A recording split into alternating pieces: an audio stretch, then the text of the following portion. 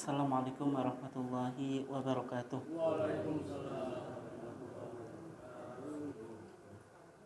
Alhamdulillahi wahdah, wassalatu wassalamu ala man la nabiyya ba'dah, amma ba'd. Bapak dan ibu sekalian, jamaah Mushola Al-Ikhlas yang dimuliakan Allah, alhamdulillah pada kesempatan ini kita diizinkan oleh Allah Subhanahu wa taala untuk mengikuti majelis ilmu setelah kita menunaikan sholat subuh dengan berjamaah, dan juga ini hari yang kedua dari kita melaksanakan ibadah puasa. Mudah-mudahan puasa kita yang sudah kita lakukan itu diterima, dan untuk menjadikan puasa kita betul-betul berkualitas, sebagaimana yang sudah disampaikan tadi, penting untuk diilmui. Bapak dan ibu sekalian yang dimuliakan Allah, sebagaimana yang disampaikan tadi, kita akan membahas tentang fikih puasa. Yang kita kaji pada pertemuan pertama ini tentang makna ibadah siam atau ibadah puasa dalam Islam. Bapak dan ibu sekalian yang dimuliakan Allah, kalau kita bicara tentang ibadah itu secara lughatan atau secara bahasa memiliki empat makna. Yang pertama itu at-ta'ah, ketaatan. Yang kedua khudu', yaitu apa? Ketundukan. Yang ketiga adzul, merasa hina. Kemudian yang keempat at-tanassub, yaitu pengabdian. Jadi setiap orang yang beribadah pasti memiliki empat makna ini, atau kalau tidak empat ya di antara makna yang empat itu. Misalnya Allah Subhanahu wa taala berfirman, ya ayyuhalladzina amanu ruk'u wasjudu. Wahai orang-orang yang beriman, rukuklah kamu sekalian, wasjudu, dan sujud. Jenengan dalam sholat mau rukuk mau apa? Sujud. Rukuk itu rukun sholat, sujud juga rukun sholat. Tapi kalau kita lihat Bapak dan Ibu sekalian yang dimuliakan Allah, kalau kita melakukan sholat, posisi yang menunjukkan kita betul-betul tadi merasa hina, itu posisi apa? Sujud. Makanya sujud itu dalam satu rakaatnya diulang 2 kali. Jadi kalau jenengan sholat, sujudnya 1 kali sholat, 1 kali sujud, mohon maaf, itu sah atau enggak? Enggak, harus 2 kali. Padahal sujud itu posisi yang paling hina. Nah, ketika kita sujud berarti ada bentuk ketaatan. Jenengan disuruh sujud kepada orang lain atau di depan bos mungkin juga enggak mau. Khudu' itu tunduk. Kemudian adzul, ketika kita sujud kita merasa apa? Hina. Dan ketika kita sujud, di antara 2 sujud yang kita baca apa? Subhana rabbiyal a'la. Bedanya al-a'la dengan al-azim apa? Kalau rukuk kan subhana rabbiyal azim. Tapi kalau sujud subhana rabbiyal a'la. Al-azim itu maha besar atau maha agung. Kalau al-a'la maha apa? Tinggi. Menunjukkan bahwasanya kita sebagai manusia mengakui kerendahan kita, kehinaan kita kepada zat yang maha apa? Maha tinggi. Makanya pakai apa? Subhana rabbiyal a'la. Dan makna ibadah yang terakhir yaitu tanasuk. Pokoknya kalau jenengan amati semua bentuk ibadah itu pasti memiliki 4 makna ini. Yang pertama ada apa tadi? At-ta'ah, ketaatan. Yang kedua khudu', yaitu ketundukan. Yang ketiga adzul, kita merasa hin. Nah, yang keempat apa? Tanasuk, yaitu pengabdian. Nah, kemudian ibadah itu secara syar'i atau secara istilah yang disebut dengan ibadah apa? At-taqarrubu ilallah, mendekatkan diri kepada Allah. Apapun yang kita lakukan, misalnya sholat, ya jelas kita ingin dekat kepada Allah. Zakat, kita ingin dekat kepada Allah dengan mensucikan apa? Harta kita. Puasa itu mendekatkan diri kepada Allah enggak? Ya, tapi dengan cara apa, Pak? Dengan cara apa, Bu? Dengan ngelampahi poso niku mendekatkan diri kepada Allah atau enggak? Ya, caranya itu seperti Bu. Dengan apa?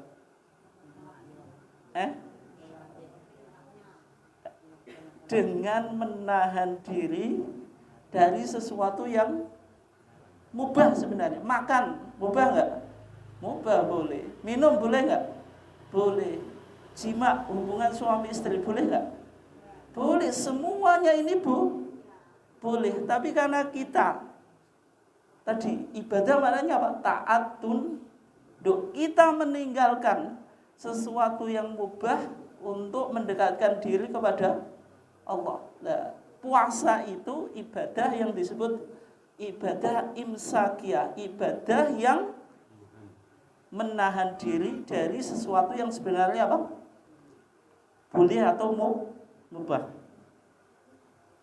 Kemudian ibadah itu kan tadi apa? At-taqarrubu ilallah, mendekatkan diri kepada Allah. Caranya apa? Bimtithali awamiri, dengan mengerjakan perintah-perintah Allah. Ini cara yang pertama.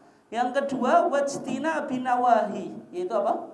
Menjauhi larangan-larangan Allah. Kalau kita perhatikan Bapak dan Ibu sekalian, isi Quran, isi hadis itu isinya secara umum cuma dua. Kalau enggak perintah ya larangan. Orang beragama itu cuma apa? Perintah terus larangan. Misalnya Allah Subhanahu wa taala berfirman, wa aqimus shalah, dirikanlah salat. Perintah atau larangan? Perintah. Wa atuz zakah, perintah atau larangan? Perintah. Kutiba alaikumus shiyam, apa? Perintah. Walillahi 'alan nasi hajjul baiti man istata'a ilaihi sabila. Apa? Perintah untuk haji. Larangan. Contohnya apa? Wala taqrabuz zina innahu kana fahisyatan wa sa'a sabila. Larangan untuk zina. Makan harta riba boleh enggak? Tidak. Allah Subhanahu wa taala berfirman apa? Ya ayyuhalladzina amanu la ta'kulur riba ad'afan mudha'afah. Orang beragama itu cuma dua. Kalau enggak menjalankan perintah ya menjauhi larangan. Jadi ibadah itu apa? Kita berupaya mendekatkan diri kepada Allah dengan dua hal. Kalau tidak melakukan perintah, yang meninggalkan larangan. Tetapi Bapak dan Ibu sekalian dimuliakan Allah, sesuatu yang mubah itu apa? Sesuatu yang tidak memiliki konsekuensi hukum.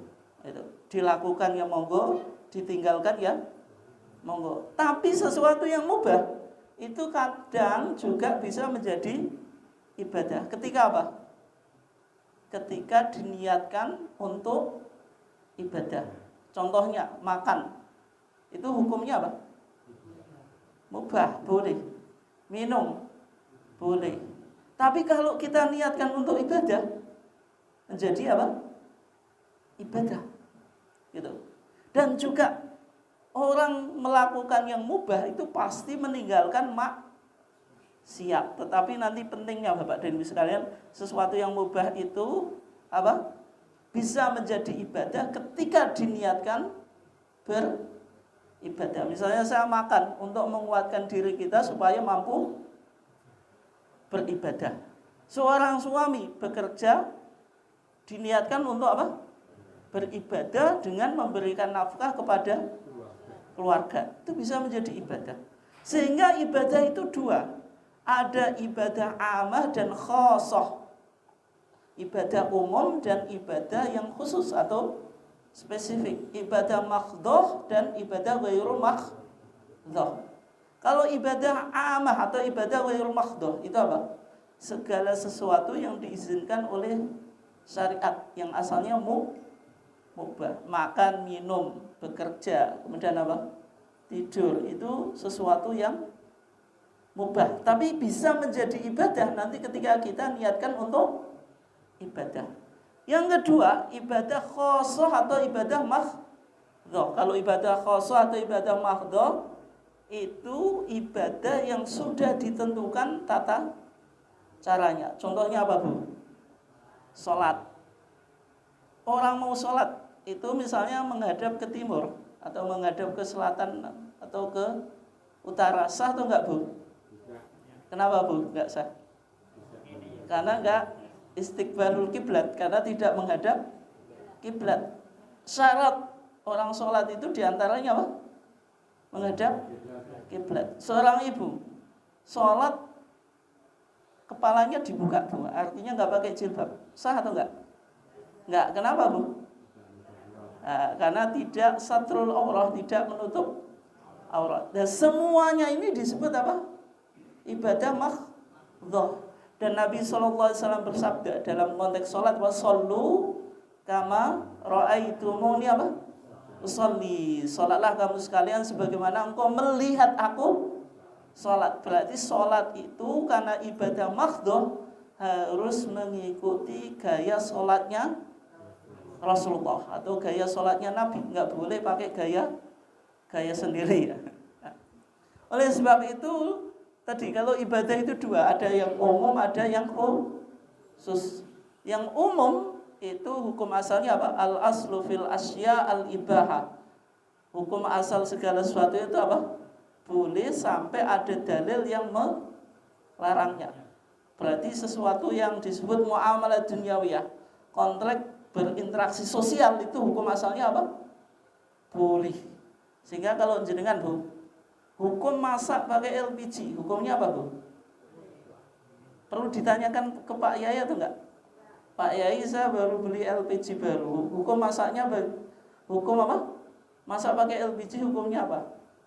Perlu enggak?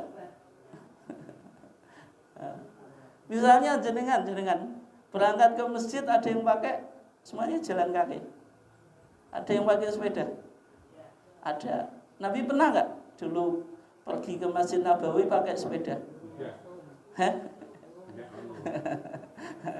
Nah sekarang kalau jenengan ke masjid pakai sepeda itu hukumnya apa? Padahal Nabi dulu nggak pernah pakai apa?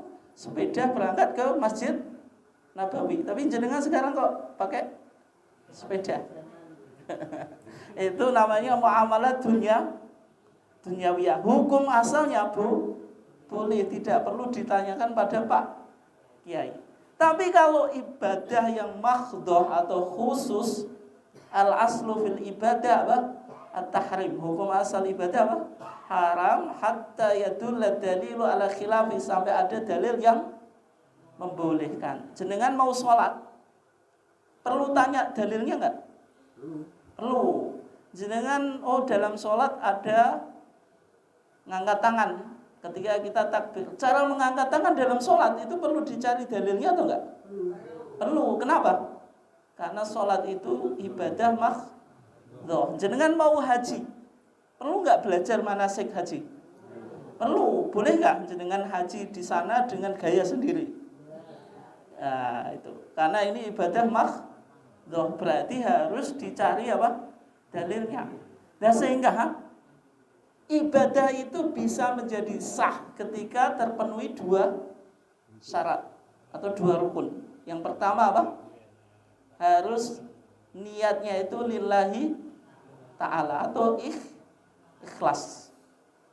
Wa ma umiru illa liya'budullaha mukhlishina lahuddin. Nabi bersabda, Pak, innamal a'malu binniyat. Contoh, puasa. Puasa itu perlu niat enggak? Perlu. Niatnya untuk siapa puasa? Untuk Allah.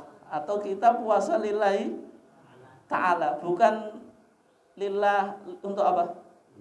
Untuk teman atau supaya tidak apa? Dibilang bukan orang yang apa? Orang yang saruh atau orang yang soleh gitu. Atau orang yang apa? Yang enggak soleh, yang toleh gitu. Jadi puasa ya harus ada niat, karena itu ibadah. Pokoknya ibadah itu syarat pertama supaya diterima apa? Harus ada niat. Semua bentuk ibadah harus diniatkan lillahi ta'ala. Yang kedua, biar ibadah kita diterima syaratnya muwafaqah atau mutaba'ah, mengikuti petunjuk Al-Quran dan petunjuk hadis atau sunnah. Itu. Kalau misalnya jenengan Pak atau Bu, jenengan sholat subuh 3 rakaat, tapi saya ikhlas, sah atau enggak? Ikhlas kok. Sholat subuh 3 rakaat, 2 rakaat itu mudah bagi saya. Saya pinginnya sholat saya lebih panjang sehingga jadi 3 rakaat, sah atau enggak? Tapi ikhlas kok jenengan. Ikhlas untuk ibadah sholat subuh, sah enggak? Kenapa enggak sah?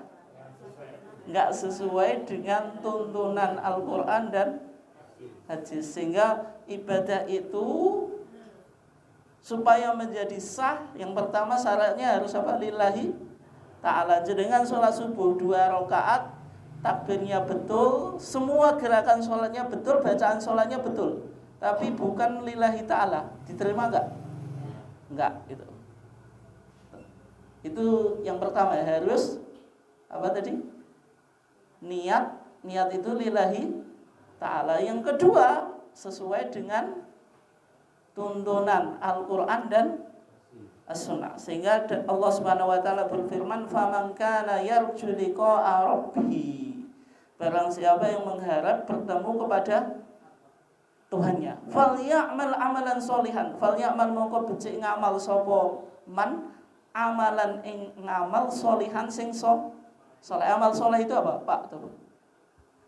Amal soleh itu sesuai dengan tuntunan Al-Quran dan Sunnah. Wala yusyrik, dan dia tidak melakukan syirik bi ibadati rabbi ahada, dengan menyembah Tuhannya dengan sesuatu. Maksudnya apa? Melakukan syirik. Berarti harus ikhlas. Jadi ayat ini itu bicara tentang syarat diterimanya amal. Yang pertama, amal itu harus amal soleh. Amal soleh itu yang sesuai dengan petunjuk Al-Quran dan Sunnah. Kalau jenengan sholat subuh 3 rakaat itu tidak menjadi amal soleh, tapi amal toleh. Amal toleh itu apa? Jadi bahasa Jawa tolah-toleh itu artinya apa? Amal yang tidak sesuai dengan petunjuk Al-Quran dan Sunnah. Yang kedua, wala yusyrik bi ibadati rabbi ahada, tidak boleh melakukan kesyirikan. Dan sekarang kita bahas, kalau kita bicara puasa itu ibadah umum atau ibadah khusus? Khusus. Makhdoh atau ghair makhdoh? Makhdoh. Nah, kalau kita coba pahami makna ibadah puasa itu secara bahasa artinya al-imsak. Imsak itu apa? Menahan diri. Sebagaimana Allah Subhanahu wa taala berfirman menceritakan tentang ceritanya Sayyidah Maryam. Sayyidah Maryam ketika itu apa? Mengandung tanpa seorang suami. Karena Sayyidah Maryam sudah capek gitu. Banyak orang yang tanya, kenapa kok hamil? Maka beliau mengatakan apa? Inni nadartu lirahmani apa? Soma. Ini sesungguhnya saya, ini sak temene ingsun iku nadar sapa ingsun lirahmani maring zat sing maha rahman soman ing poso. Maksudnya apa? Dia bernadar kepada Allah untuk berpuasa, tapi berpuasanya di sini maksudnya apa? Ai imsakan anil kalam. Maksudnya tidak mau bicara. Berarti jenengan mogok ngomong itu termasuk puasa. Poso apa? Mogok berbicara. Artinya puasa itu menahan diri dari segala sesuatu. Kemudian secara syar'an yang disebut puasa itu apa? Menahan diri dari sesuatu yang membatalkan ibadah puasa. Contohnya apa? Makan, minum. Ini sesuatu yang membatalkan ibadah puasa. Meskipun hukum asalnya apa? Boleh. Kemudian jima, hubungan suami istri. Mohon maaf ya. Itu sedekah atau enggak, Pak? Sedekah. Soalnya kalau bapaknya dengan wanita yang lain itu jadi berdosa kan. Nah, tapi kalau ditinggalkan karena melakukan ibadah puasa, berarti apa? Bernilai ibadah enggak? Ya, bernilai ibadah. Artinya puasa itu meninggalkan segala sesuatu yang hukum asalnya sebenarnya apa? Boleh. Tapi kalau jenengan puasa masih gosip Bu, ngerasani tonggone, batal no poso enggak? Poso tapi ngerasani tonggone. Puasanya tetap sah, tetapi apa? Pahalanya membatalkan nilai pahala. Bukan berarti kalau jenengan gosip terus karena ismunu muka wae sekadung apa? Ngomongi tanggane enggak. Maksudnya puasanya tetap sah tapi ibadah puasanya yang apa? Yang rusak. Nah, waktunya apa? Min tulu'il fajri ila ghurubis syamsi, dari terbitnya fajar sampai terbenam matahari. Ini waktu ibadah puasa. Kemudian taqarruban ilallah. Nah, kalau kita lihat Bapak dan Ibu sekalian yang dimuliakan Allah, ibadah puasa itu sebenarnya ibadah yang tadi imsakiyah, yaitu menahan makan dan minum dan hubungan suami istri. Makanya dalam surah Al-Baqarah ayat 187 dikatakan apa? Uhilla lakum lailatas siyami rafathu apa? Ila nisaikum. Kalau malam boleh berhubungan suami istri. Kemudian wa kulu washrabu hatta yatabayyana lakumul khaytul abyadu minal khayti aswadi minal fajr. Tsumma atimmus siyama ilal lail. Makan minum boleh tapi di waktu malam hari. Tapi kalau siang tidak boleh, mulai dari terbit fajar sampai terbenamnya matahari. Sehingga kalau kita lihat Bapak dan Ibu sekalian yang dimuliakan Allah, ibadah itu memiliki beberapa varian. Ibadah yang berupa perbuatan. Contohnya apa? Sholat, zakat, haji itu bisa berupa apa? Perbuatan. Tapi juga kalau zakat bisa disebut ibadah maliyah, ibadah yang berupa harta. Haji komponennya dua, ibadah badan, fisik dan juga materi. Orang yang melakukan haji dua itu Pak. Yang pertama fisiknya ya sehat, yang kedua ada materi supaya kita bisa apa? Mendatangi Ka'bah atau mendatangi Mekah. Tapi di antara ibadah ada yang bentuknya itu al-kafu atau imsak, itu cukup menahan diri, yang ditahan sesuatu yang hukumnya asalnya apa? Mubah. Tadi puasa, makan, minum, hubungan suami istri hukumnya apa? Mubah. Dan sekarang kita coba lihat Bapak dan Ibu sekalian, apa dasarnya ibadah puasa dan bagaimana historitas atau sejarah ibadah puasa. Perintah puasa, kalau jenengan ini pasti sudah sering dengar ayatnya ya, tapi sudah hafal atau belum? Harus hafal, yaitu surat Al-Baqarah ayat 108. Allah Subhanahu wa taala berfirman bagaimana? Ya ayyuhalladzina amanu, wahai orang-orang yang beriman, kutiba den wajibake alaikum ing atase sira kabeh apa asyamu poso. Berarti kalau ada perintah itu kutiba, diwajibkan, berarti menunjukkan perintah itu sangat penting. Kama kutiba alal ladzina min qablikum, sebagaimana yang telah diwajibkan orang-orang sebelum kamu, la'allakum tattaqun, supaya kamu bertakwa. Jadi ketika Allah memerintahkan puasa, itu dijelaskan kalau ibadah puasa itu sudah diperintahkan kepada orang-orang sebelum umatnya Nabi Muhammad. Kenapa Pak atau Bu? Perlu Allah Subhanahu wa taala menjelaskan kalau ibadah puasa itu tidak hanya wajib bagi umat Islam. Kenapa Pak atau Bu? Kenapa Bu? Kenapa ibadah puasa niku nalika Allah Subhanahu wa taala mewajibkan puasa itu menjelaskan kalau puasa itu sudah diwajibkan kepada orang-orang sebelum umat Nabi Muhammad. Kenapa? Karena puasa itu berat atau enggak, Pak? Berat. Wong seharian dari terbit fajar sampai terbenam matahari kita enggak makan, enggak minum, itu berat, Pak. Apalagi satu bulan. Makanya warung itu kadang juga masih buka, Bu. Tapi sikile tok sing ketok. Badannya enggak kelihatan itu di siang hari bulan Ramadan. Karena puasa itu berat, Maka Allah Subhanahu wa taala ketika memerintahkan puasa itu dijelaskan kalau puasa itu juga diperintahkan kepada umat-umat sebelum kita. Tujuannya apa, Pak? Tuh, memberikan apa? Semangat secara psikologis kalau puasa yang berat itu sudah diwajibkan kepada umat-umat sebelum kita. Sehingga kita menjadi apa? Menjadi semangat dan mampu untuk melaksanakan. Kalau kewajiban itu hanya dibebankan kepada kita, Pak atau Bu. Jenengan satu RT itu jenengan sendiri suruh bayar tiap bulan 100. Itu berat. Tapi kalau semuanya suruh bayar 100, itu meskipun berat, tapi kadang juga masih merasa apa?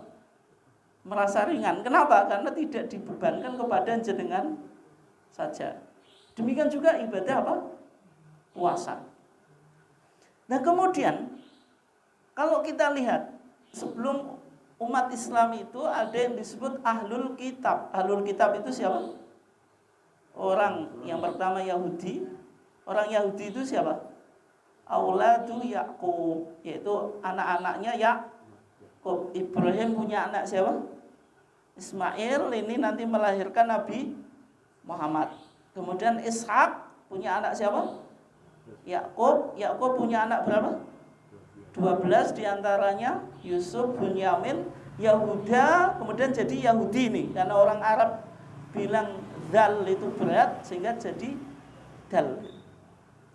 Nah, ahlul kitab itu orang-orang Yahudi. Apakah mereka melakukan puasa? Ya.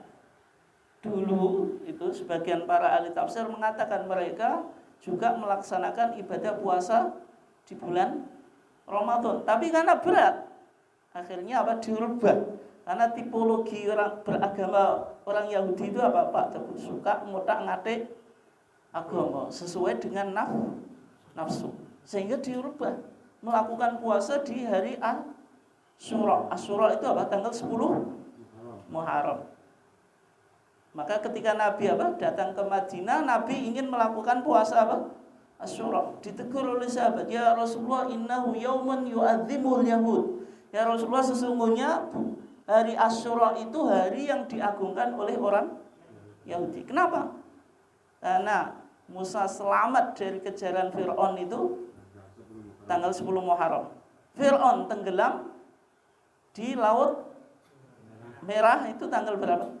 10 Muharram itu. Artinya hari kemenangan. Dan puasa Asyura ini masih kita lakukan karena syariat Nabi Muhammad juga meneruskan syariat-syariat umat sebelumnya. Misalnya dalam agama Kristen atau tadi ahlul kitab itu kan Yahudi dan Nasrani atau Nasara. Mereka melakukan ibadah puasa enggak? Ya. Dalam keterangan sebagian ahli tafsir mengatakan mereka juga melakukan ibadah puasa Ramadan. Tapi kadang Ramadan itu jatuh di musim panas. Kalau dingin mudah, Pak. Tapi kalau kita di musim apa? Musim kemarau itu berat. Sehingga apa? Dirubah sama mereka. Puasa itu dilakukan di musim dingin terus gitu. Sehingga apa? Sebagai bentuk penebusan dosa ditambahi 10 hari. Sehingga jumlahnya berapa? 40 hari. Dan dalam Injil juga, itu Injil Lukas ya. Di sana dikatakan Yesus Kristus ketika dibaptis. Dibaptis itu diapain, Pak? Disumpah. Dibaptis itu disucikan ya. Kalau orang mau masuk Kristen itu dibaptis. Baptis itu gimana caranya? Dimasukkan ke dalam kolam. Karena dulu Yesus Kristus juga dibaptis. Tapi dibaptisnya di mana? Di sungai. Sungai mana? Sungai Yordan. Siapa yang membaptis? Yohanes Pembaptis atau Nabi Yahya kalau dalam bahasa kita. Nah, setelah Yesus Kristus itu dibaptis, maka sama iblis itu dicoba dibawa ke gunung pasir selama 40 hari. Dalam Injil Lukas atau Lukas dikatakan walam yakul min hadhil ayyam syai'an. Itu Injil yang bahasa Arab ya. Yesus tidak makan apapun selama 40 hari. Artinya ibadah puasa itu sudah dilakukan oleh umat-umat sebelum umatnya Nabi Muhammad. Dan sebagian ibadah puasa yang sudah dilakukan oleh umat-umat sebelum Nabi Muhammad itu juga diterima atau dilanjutkan oleh agama Islam. Contohnya tadi puasa Asyura itu tanggal 10 dari bulan Muharram. Kemudian puasa Daud. Daud itu nabi siapa? Ya Nabi Daud, nabinya Bani Israel. Cara puasanya gimana? Ayyasuma yauman wa yuftir yauman. Jenengan puasa sehari sehari apa? Buka. Itu. Artinya apa? Puasa itu syariat yang sudah lama. Sehingga kalau kita melaksanakan ibadah puasa itu bukan kewajiban bagi kita saja. Sebenarnya umat-umat sebelum kita, ahlul kitab juga sudah melakukan apa? Ibadah puasa. Nah kemudian puasa itu diwajibkan di tahun berapa Pak atau Bu? Tahun apa Bu? Tahun apa Bu?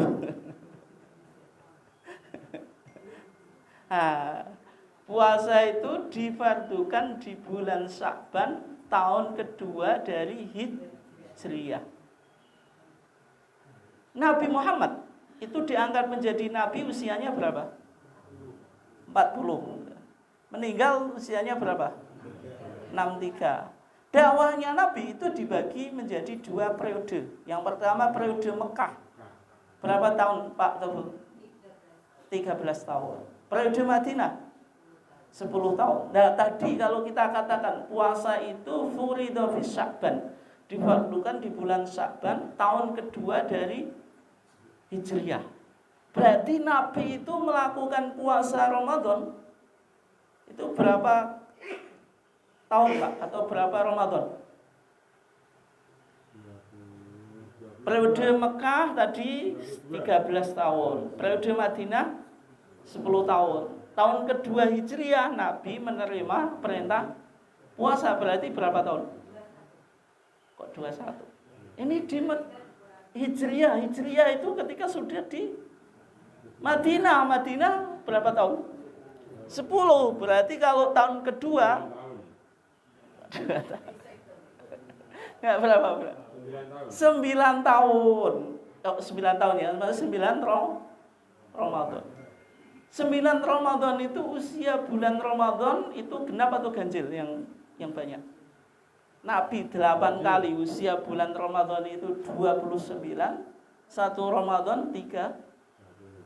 Sehingga yang sering apa? 29.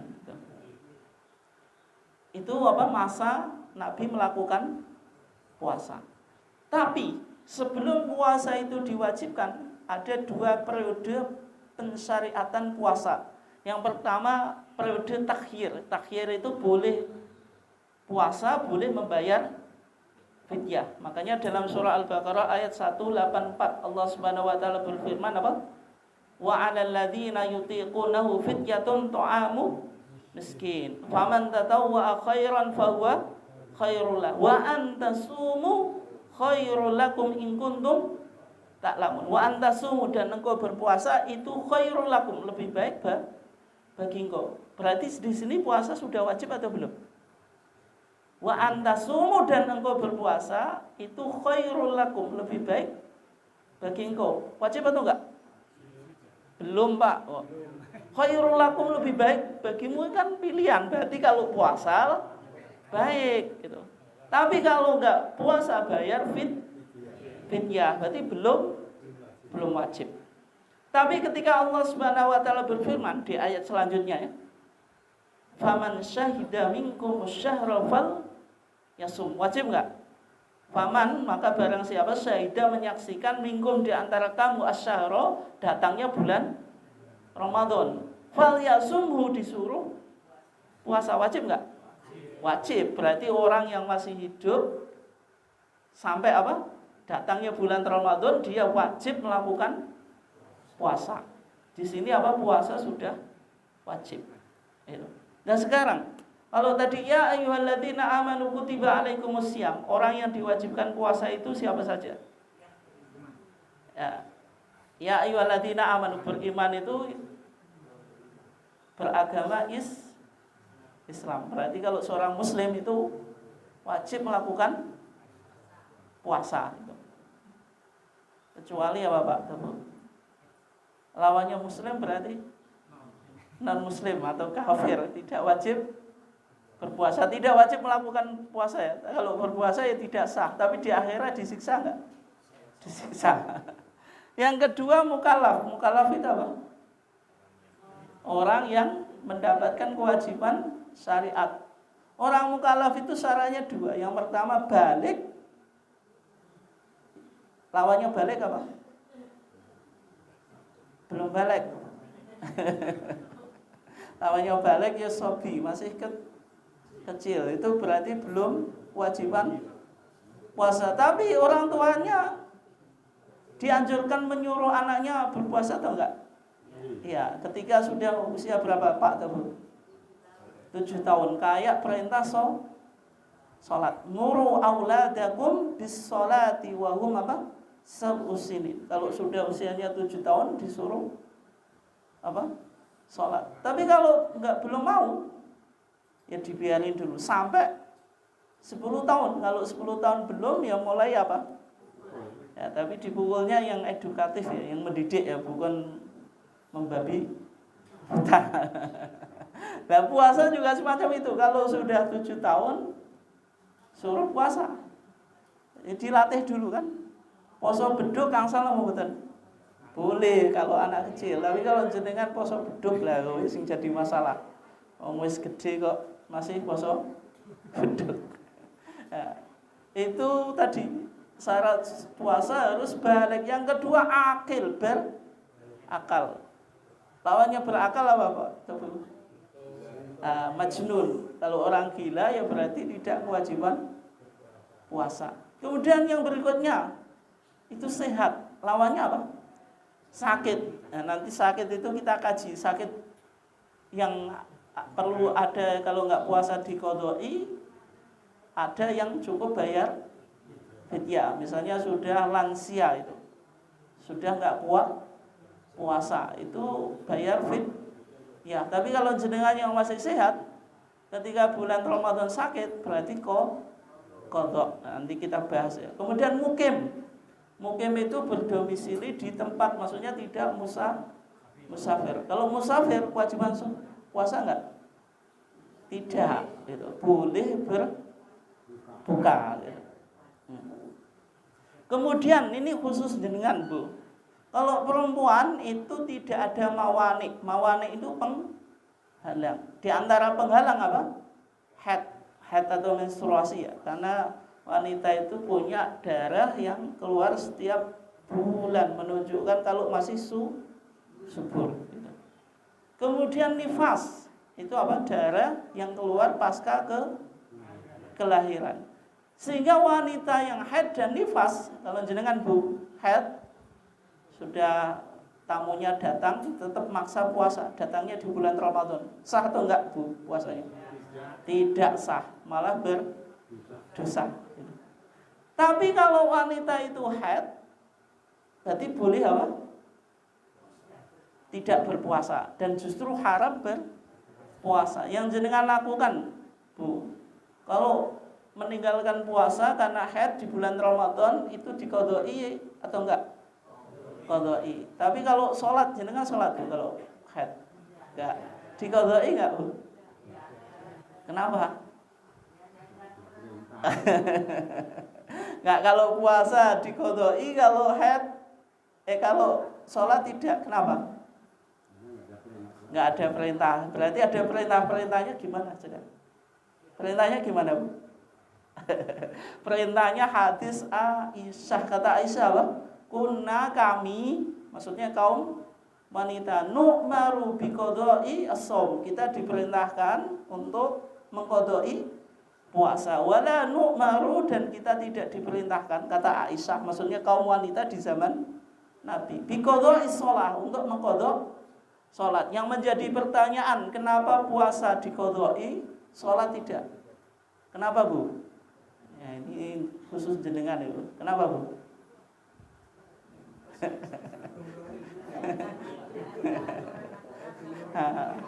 Kalau puasa itu jenengan masih bisa hitung, Bu. Mungkin bulan Ramadan menstruasinya biasanya 6 hari. Rata-rata 6 ya, meskipun ada yang kurang, ada yang lebih gitu. Kan bisa dihitung. Tapi kalau sholat itu 6 hari, 1 hari 5 kali. Jenengan tinggal kali saja. Kalau ngodoi gimana? Terlalu berat. Sehingga yang dikodok itu puasa, kalau sholat tidak. Itu untuk wanita haid dan juga menstruasi. Nah, sekarang Pak atau Bu, ini penting ya. Waktu ibadah tadi. Waktu ibadah puasa itu dimulai sejak apa? Startnya. Tulu'ul fajri, terbitnya fajar. Finishnya apa? Ghurubus samsi, terbenamnya matahari. Terbit fajar itu penting ya untuk ibadah di dalam Islam. Di antaranya terbit fajar itu kepentingannya apa saja, Pak? Dalam konteks ibadah loh, apa? Akhir makan sahur. Berarti kalau sudah terbit fajar, nanti ini yang disebut apa? Fajar sodik, jenengan sudah tidak boleh makan sahur. Yang kedua, akhir sholat lail, yang biasa tahajud, yang biasa witir, sudah tidak boleh. Kemudian apa? Terbit fajar apa? Awal sholat subuh gitu. Yang kedua, terbenam matahari.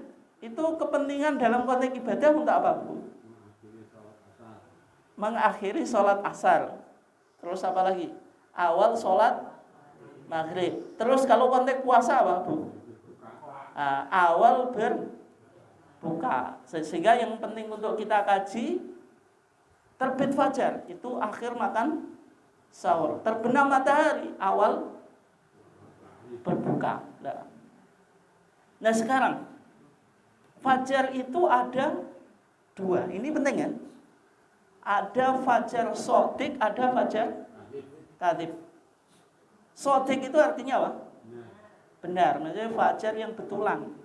Kadhib yang dusta. Bedanya apa, Pak? Ini ya yang sini itu fajar sodik, yang sana fajar kadhib. Bedanya apa, Pak Tobu? Dari apa? Dari fajar atau cerahnya itu?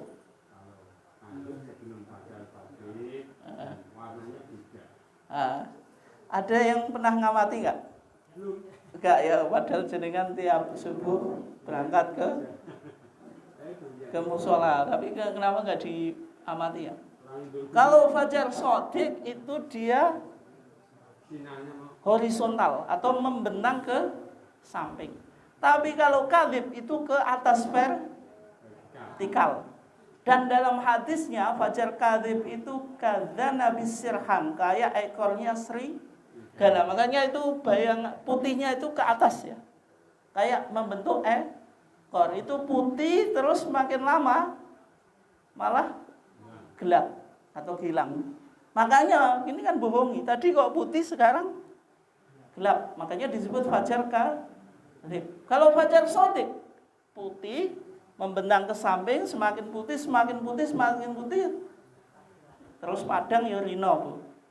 Makanya disebut sodik. Dan fajar kadhib ini muncul sebelum fajar sodik. Berarti yang dijadikan patokan itu fajar sodik atau fajar kadhib yang untuk ibadah sodik. Berarti sholat subuh itu ketika sudah fajar sodik. Berarti kalau sudah terbit fajar sodik, jenengan apa? Mulai sholat subuh, sholat lail berakhir. Terus sahur berakhir atau enggak? Ya berakhir. Tapi kalau fajar kadhib, jenengan masih boleh sahur atau enggak? Boleh. Makanya dalam hadisnya ya, Nabi sallallahu alaihi wasallam bersabda, la yamna'annakum min suhurikum adanu Bilalin. Jangan menghalangi kamu sekalian dari makan sahur adanya Bilal. Bilal itu siapa, Pak? Tukang adanya Nabi. Pada sholat subuh Nabi itu punya 2 muadzin.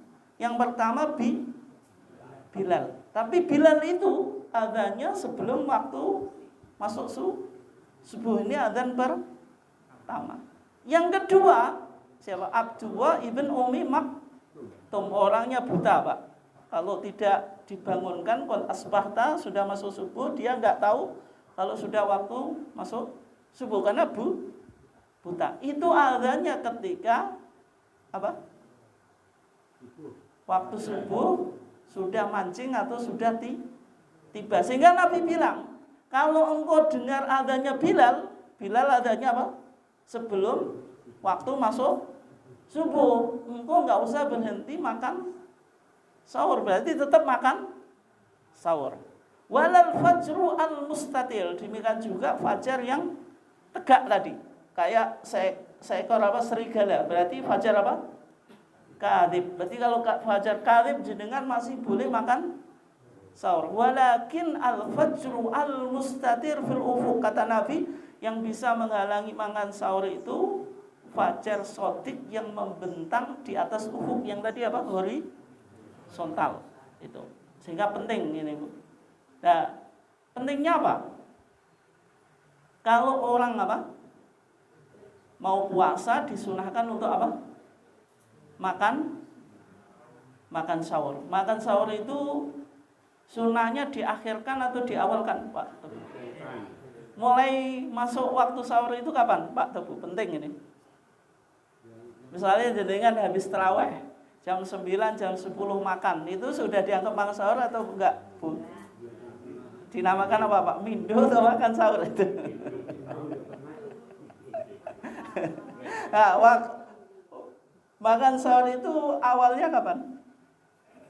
Dalam Fathul Mu'in ya, wayat khululan melbu apa waktu makan sahur binis bilail, ketika sudah pertengahan malam. Berarti kalau jenengan jam 1, jam 2 itu makan sahur, berarti dianggap makan sahur atau enggak? Ya, tapi kalau jam 10, jam 11 itu mindu tadi.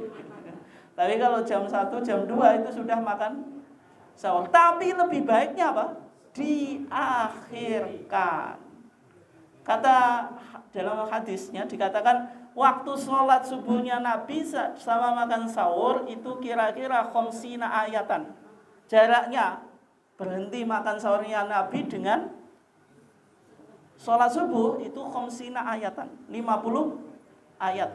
Kayak orang baca Quran jumlah ayatnya berapa? 50. Berapa menit itu, Pak Tebu? Berapa menit? Nah, lihat sing maca ya, sing ngaji Iqra ya gak barbar ya. Ya 10 menitan ya. Sehingga kalau jenengan 10 menit sudah selesai itu bagus. Tapi kalau belum sahur ya tetap apa? Sahur sampai apa? Terbit fajar. Tapi kalau bangunnya itu sudah apa? Sejak awal, berarti ya kira-kira 10 menit dari sholat subuh itu sudah siap. Tapi kalau kesiangan ya tetap apa? Tetap sahur ya, sampai apa? Terbit fajar. Makanya ada waktu imsak. Imsak itu apa? Menahan. Tapi bukan berarti imsak itu sudah mulai puasa, belum. Tapi kayak apa? Lampu merah ini sudah mau kok lampu kuning, kok lampu merah. Lampu kuning ini sudah mau masuk waktu puasa. Pentingnya kita melakukan sahur itu apa, Pak Tebu? Pentingnya apa, Pak Tebu? Jenengan kelihatan kok yang makan sahurnya kenyang atau enggak ya? Sing semende awang-awangan gitu. Ya, ngantuk. Itu enggak makan sahur. Intinya makan sahur itu fungsinya taqawi, menjadikan puasa kita apa? Semakin kuat. Yang kedua itu mukhalafatu ahlil kitab, menyalahi tradisi ahlul kitab. Ahlul kitab tadi Yahudi dan Nasrani puasa tapi tidak makan sahur. Kalau jenengan makan sahur itu fungsinya dua. Yang pertama menguatkan kita supaya mampu puasa secara maksimal. Yang kedua apa? Menyelisih tradisi ahli kitab. Itu makan sahur. Berikutnya, kalau sahur itu sunahnya diakhirkan, kalau buka sunahnya apa? Diawalkan. Kata Nabi apa? La yazalun nasu bi khairin ma'ajjalu apa? Al-fitrah. Manusia itu masih senantiasa dalam kebaikan selama menyegerakan apa? Berbuka. Lah sunahnya ketika kita berbuka itu pakai apa, Pak? Tuh. Kurma Pak. Kalau nggak punya gimana? Beli. Berarti ragate posoe gede Pak. Nabi bersabda apa? Idza aftara ahadukum falyuftir ala tamrin. Kalau seseorang di antara kamu buka, adalah berbuka dengan kurma. Fa illam yajid falyuftir ala ma. Kalau enggak menemui kurma, suruh buka pakai air. Tapi kalau kita, Pak, yang secara umum tidak semua orang apa? Bisa beli kurma. Kalau tidak punya kurma, pakai apa? Nah, pakai yang manis-manis ya, buah-buahan atau apalah yang manis, misalnya kolak gitu. Tapi sunahnya kalau Nabi tadi pakai kurma. Kurma itu ada dua nih Pak, tuh Bu. Sing jenengan pernah pergi haji atau suka kurma ya tahu. Ada tamar, ada rutop. Bedanya apa? Nah, kalau rutop itu masaknya matangnya di pohon. Yang itu yang kayak apa? Kuning-kuning itu lebih lembut ya. Larang Pak. Kalau tamar yang umum jenengan makan itu yang apa? Yang agak apa? Mateng itu lah Pak. Nah, itu. Kalau Nabi mendahulukan rutop, kalau tidak ada rutop baru tamar. Tapi intinya kenapa kok tadi Nabi ketika berbuka itu pakai tamar atau sesuatu yang manis karena mengandung glukosa sehingga cepat memulihkan tenaga setelah kita apa?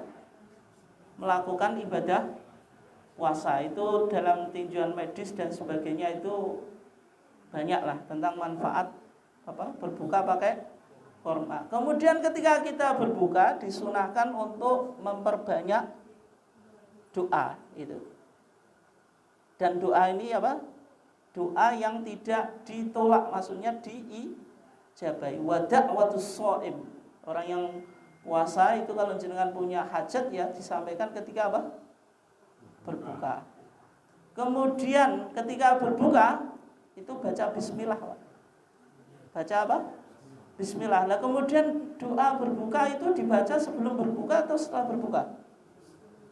Yang betul itu setelah, bukan sebelum. Meskipun saya tahu jenengan lihat TV ya doa sebelum berbuka, tapi yang betul itu setelah berbuka. Berarti berbuka kita pakai bismillah, jenengan makan, minum terus berdoa. Nah, doanya apa? Zahabat dhama'u wa talatil uruqu wa thabatal ajru. Insyaallah itu jenengan baca setelah berbuka. Itu di Fathul Mu'in juga semacam itu. Wa ayyaqula ba'dal fitri atau aqibal fitri. Dia membaca setelah berbuka. Tapi kalau di masyarakat itu diajarkan sebelum berbuka. Yang betul setelah berbuka, bukan sebelum.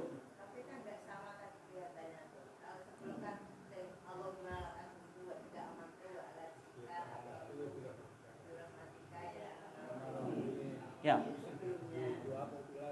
Setelah itu dhahabatu ma'u. Ini di Fathul Mu'in ya. Wa yusanu lan den sunatake apa ayakula nyento mau sapa wong akibal fitri ing dalem sakwise buka. Allahumma laka sumtu wa ala rizkika wa aftartu. Itu. Allahumma laka sumtu juga setelah berbuka. Nanti dua loh doanya. Allahumma laka sumtu sebelum berbuka, dhahabatu ma'u setelah berbuka. Enggak ya. Dua-duanya apa? Setelah berbuka. Mungkin sekian ya, silakan kalau ada yang ditanyakan.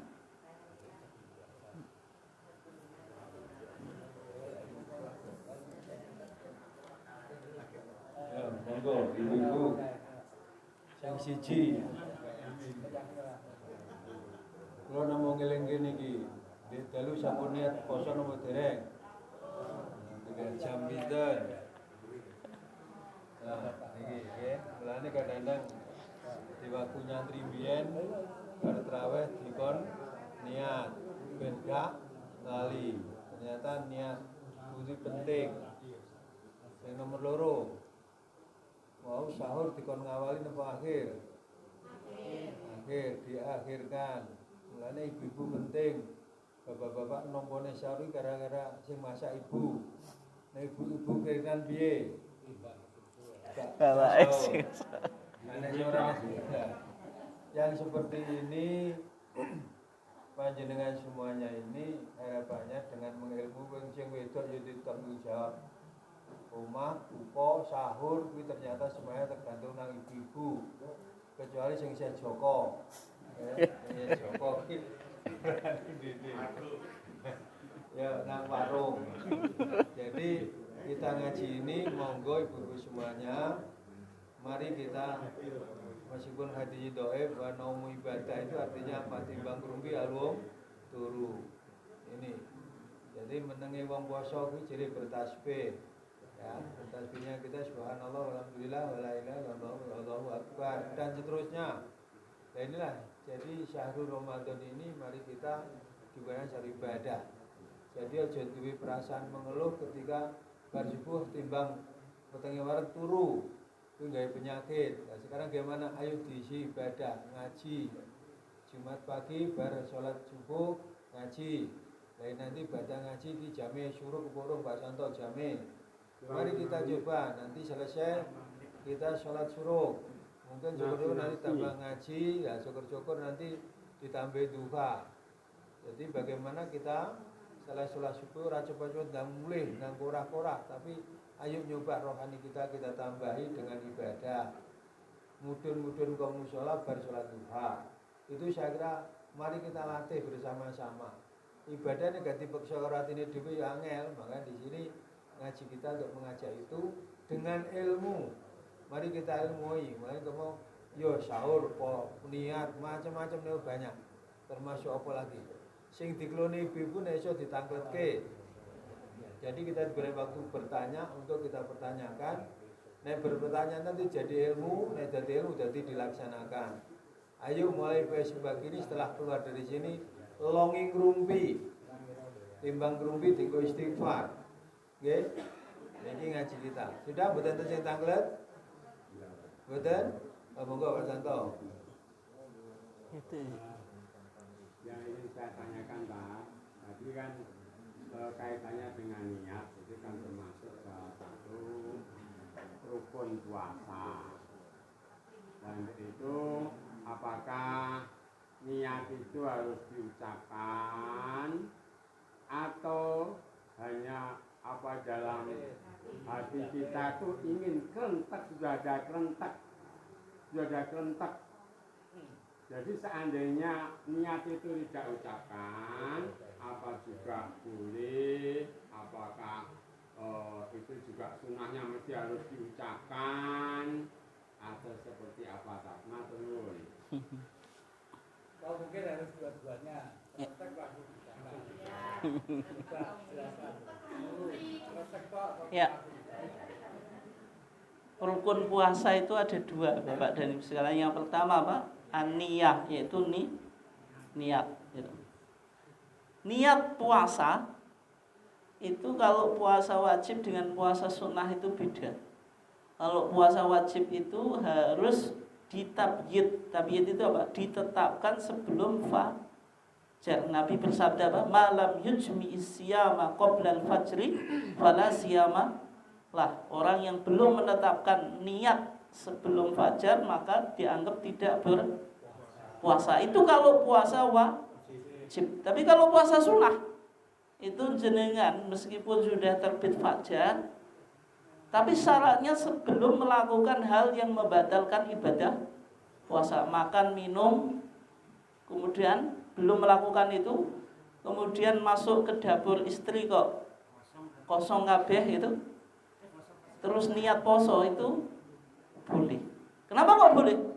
Di hadis Aisyah Pak, Nabi itu dakhala an-nabiyyu dzata yaumin. Nabi itu masuk ke rumahnya Aisyah suatu hari. Faqal, terus Nabi bertanya, hal indakum syai'? Ya Aisyah, apakah engkau ada sesuatu yang dimakan? Jawabnya Aisyah, ma indana syai' ya Rasulullah.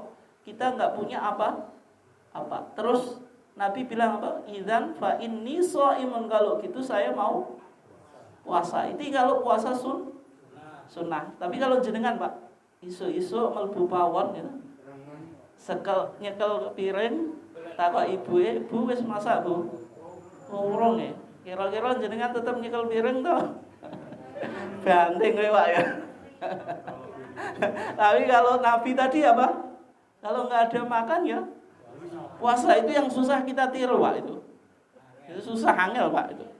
Masuk dapur nggak ada ya sudah puasa. Tapi kalau jenengan pasti istrinya yang dihajar Pak ini. Ini wong wedok kok isu-isu urung apa? Urung masak dan sebagainya. Itu bedanya puasa wajib dan puasa sunnah. Berarti kalau puasa sunnah, yang penting jenengan belum melakukan hal yang membatalkan puasa. Itu boleh baru niat puasa. Tapi kalau jenengan isuk wis telap-telap pangan Pak, atau sarapan Bu, terus niat poso lah, itu yang nggak boleh gitu. Nah kemudian niat itu di mana tempatnya? Niat itu kalau semua ulama itu sepakat kalau niat itu amalun qalbiyun. Makanya dalam Safinatun Najat, wa mahalun niyati apa? Al-qalbu, tempat niat di dalam hati. Cumanya yang menjadi khilaf apakah disunahkan mentalafutkan atau tidak itu. Kalau mazhab Syafi'i ya disunahkan. Kalau sebagian ulama menganggap karena tidak ditemukan hadisnya ya tidak, sehingga itu perbedaan. Tapi jenengan baik niatnya dalam hati atau diucapkan itu semuanya sama. Artinya apa? Artinya tadi sudah melakukan niat. Bukan berarti kalau nggak bilang nawaitu shoma ghadin an ada fardhi syahri Ramadan hari sanati lillahi ta'ala, itu berarti besok nggak boleh puasa. Nggak semacam itu. Oke ya. Itu tentang apa? Tempat niat ya. Yang disepakati dalam hati. Meskipun jenengan tidak hafal, ya tetap puasa gitu. Yang penting hatinya menetapkan ibadah puasa itu. Tapi kalau diucapkan atau tidak, itu terjadi perdebatan, perbedaan di kalangan para ulama ya. Itu tentang masalah niat ya. Ya, monggo yang lainnya masih Bu. Nggih, monggo Pak. Ini berkaitan dengan juga niat. Ada yang ini, kita puasa Ramadan diniati selama 1 bulan. Saya berniat puasa Ramadan selama 1 bulan. Itu bagaimana? Ya. Walaupun ya tujuannya katanya gini, untuk menjaring sewaktu-waktu kalau kita itu lupa niat. Nah, karena kita kan sudah mulai awal niat selama 1 bulan. Terima kasih. Ya, dalam fikih itu ada dua pandangan, Pak. Kalau mazhab Syafi'i, niat itu likulli yaumin, setiap hari. Makanya kalau orang yang bermadzhab Syafi'i, nawaitu shoma ghadin, ya tiap hari. Tapi kalau menurut Imam Malik, boleh seseorang itu mencukupkan niat puasa itu di hari pertama bulan Ramadan. Misalnya kalau jenengan niat 1 bulan muput atau 1 bulan penuh, itu ya sudah apa? Sudah niat gitu. Sehingga orang yang bermadzhab Syafi'i Pak melakukan intikal madhab. Intikal itu apa? Pindah madhab. Kalau dalam konteks niat ngikuti madhabnya Imam Malik. Sehingga kalau jenengan sudah punya niat puasa 1 bulan, suatu hari kelupaan. Tapi sebenarnya kalau jenengan sudah makan sahur dan sebagainya itu ya sudah niat. Meskipun tidak bilang nawaitu shoma ghadin, yang penting di hatinya itu. Sehingga jangan sampai misalnya kita isu-isu masih makan, ditakoki lha kok gak poso, dibegi lali niat, ya itu jadi masalah Pak. Apalagi bulan Ramadan. Sehingga secara umum yang tadi yang dipakai boleh niatnya di awal Ramadan. Meskipun ya di awal sudah niat Pak, tapi tiap hari apa niat juga sesuai dengan apa mazhab Syafi'i tadi. Jadi artinya kalau misalnya kelupaan ya tetap puasa ya. Artinya kalau jenengan makan sahur dan sebagainya itu ya sama dengan niat ya. Ya. Cukup? Berikut terutama di kita pada saat sahur kan subuh ini kan terjadi perbedaan jadwal sholat. Nah, ada yang lebih awal, ada yang ke akhir. Jadi misalkan subuh itu jam 4:21. Ada yang jam 4:29. Nah, ini kita dalam melakukan sahur, ya, ini sebaiknya menggunakan yang mana? Apakah yang awal atau yang kita akhir yang subuhnya itu jam 4:29 itu? Terima kasih. Ya, itu sesuai keyakinannya Pak. Artinya kalau dengan mundur 8 menit tadi yang 4:29, ya berarti ngikuti itu. Kalau yang 4:21 yang ikuti itu sesuai dengan pandangan dan keyakinannya. Tetapi kalau misalnya yang tadi 4:29 itu kalau yang lainnya sudah adzan subuh dengan sudah selesai, itu lebih baik menghindari terjadinya apa? Khilaf itu. Artinya makan sahurnya kalau situ dengan sudah siap, artinya ya boleh. Itu lebih baik. Tapi kalau misalnya tadi terlambat kerinan, ya berarti mengikuti yang jenengan pahami tadi. Karena tadi berarti kalau yang mundur 8 menit itu yang dipahami akhir makan sahur, akhir sholat lail, terus awal waktu subuh, terus awal waktu puasa. Jadi yang penting kalau masalah khilaf itu yang diyakini, itu yang dijadikan patokan. Cukup ya? Ayo, monggo kita tutup bersama dengan baca hamdalah.